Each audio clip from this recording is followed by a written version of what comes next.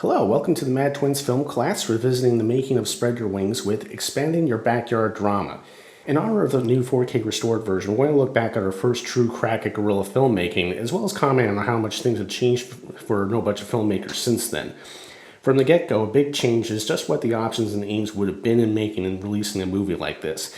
It's easy to forget that when we shot this movie, there was no such thing as YouTube, and other video sites were around, but they weren't exactly household names. Colin Baxter and I had always hoped to launch movie careers with this movie, but back then our only real options were to get this to whatever film festivals we could afford, or use it as a demo tape for job interviews at production companies and just see what would happen.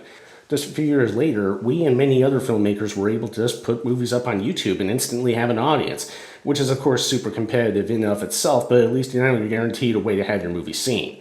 Either way, we viewed this as a chance to practice what we had each learned in television and film schools, and we took a lot of inspiration from El Mariachi, despite the two movies themselves having nothing else in common. We had made some short movies before, but we didn't really know what we were doing, and so the whole process was very scatterbrained compared to this leaner method that we used ever since, and if anything, we were able to slim down even further over the years. We shot just about everything in the neighborhood that we lived in at the time, and despite some scheduling setbacks, we were able to shoot the majority of the film in about 2 weeks. A very big key to pulling that off is to prepare like crazy.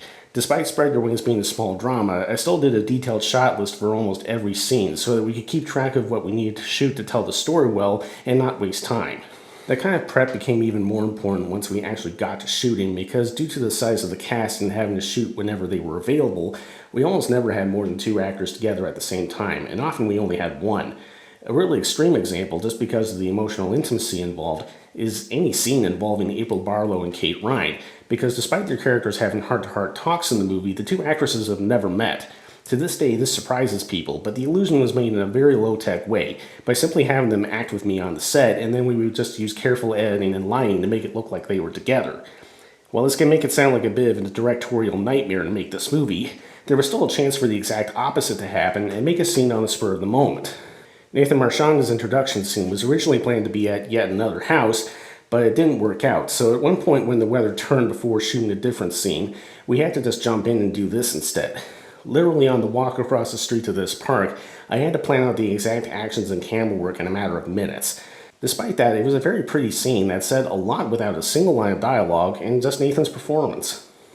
Now, some tricks that we had to use became out of date as technology got better.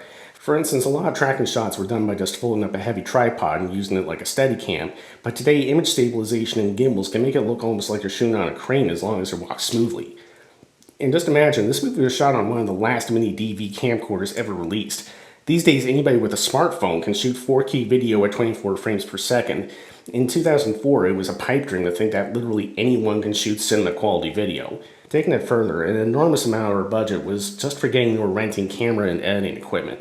But today, you can make entire movies on smartphones and tablets. I would definitely recommend using a real computer for feature-length movie editing, but even that has become so streamlined that just about any computer can probably do it.